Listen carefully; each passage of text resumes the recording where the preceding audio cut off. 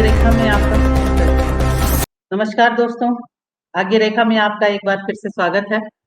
आप लोगों को सभी को मालूम है कि इस समय सावन का महीना शुरू हो गया है आज से। तो सावन के महीने में कुछ खास मैं छोटी छोटी चीजें बता रही हूँ दे रही हूँ, जो आप लोग अगर भगवान के ऊपर भगवान शिव के ऊपर शिवलिंग पर ये सब चढ़ाते हैं तो आपको उससे स्पेशल इफेक्ट मिलेगा। जैसे पूजा करना तो अच्छी बात है, लेकिन आप एक विशेष ढंग से पूजा करते हैं तो उसके उससे आपको स्पेशल इफेक्ट मिलता है। अगर किसी को नौकरी, बिजनेस या पढ़ाई इन सब चीजों में आपको बढ़ोतरी चाहिए तो भगवान शिव के ऊपर आप दूर्वा चढ़ाइए। वैसे दूर्वा आप भगवान शिव के ऊपर नहीं चढ़ाई जाती, केवल गणेश जी पर चढ़ाई जाती।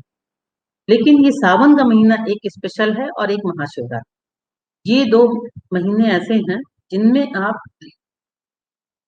भगवान शिव के ऊपर दूर्वा चढ़ा सकते हैं, शिवलिंग पर दूर्वा चढ़ा सकते हैं। बाकी बाकी समय में आप शिवलिंग पर कृपया दूर्वा ना चढ़ाएं तो अच्छा है। अगर आपको कोई मानसिक परेशानी हो रही है तो शिवलिंग पर आप दूध चढ़ाएं तो उससे आपकी मानसिक परेशानी दूर।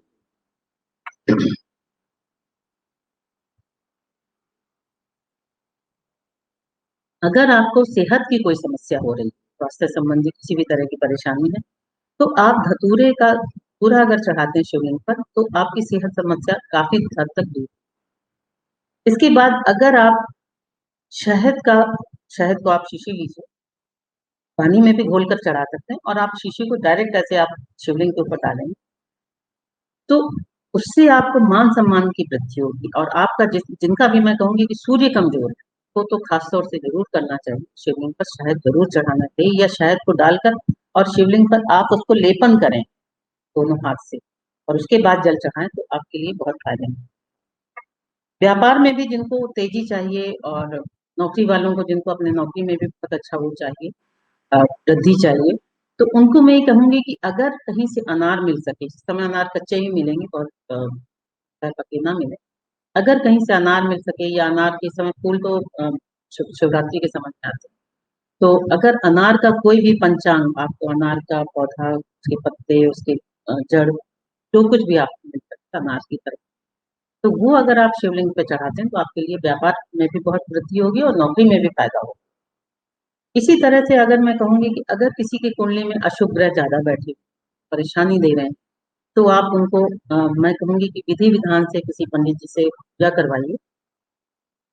उसके साथ में आप पूजा करवाने के साथ 108 बार महामृत्युंजय जाप करवाइए, ओम नमः शिवाय का जाप करवाइए। उसके बाद आप अगर जाप करने के बाद शिवलिंग पर पूरा पूजा करते हैं तो आपके कुंडली के अशुभ ग्रह जो है समाप्त होता है। क्योंकि कहते हैं ना कि भगवान शिव ही एक ऐसे हैं जो आपकी कुंडली में फेर बदल कर सकते हैं।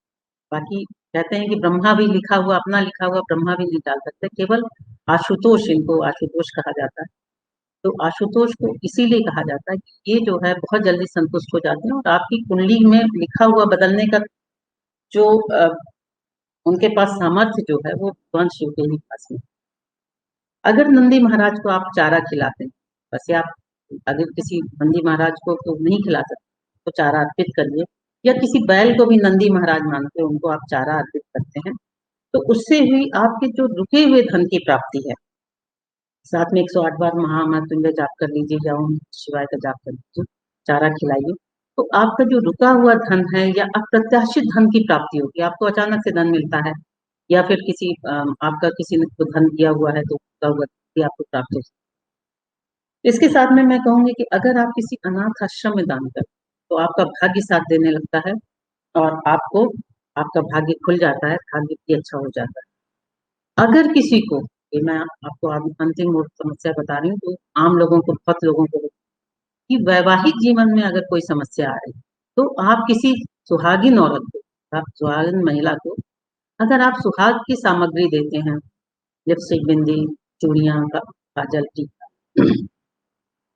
तो अगर आप किसी तरह की सुहाग की सामग्री किसी सुहागिन को देते हैं, अगर नहीं दे पाते हैं तो किसी गरीब महिला की ही मदद कर दीजिए। जरूरी नहीं कि एक सुहाग की सामग्री दीजिए, किसी गरीब जरूरतमंद महिला की भी अगर आप मदद करते हैं तो आपकी वैवाहिक जीवन की समस्याएं खत्म हो।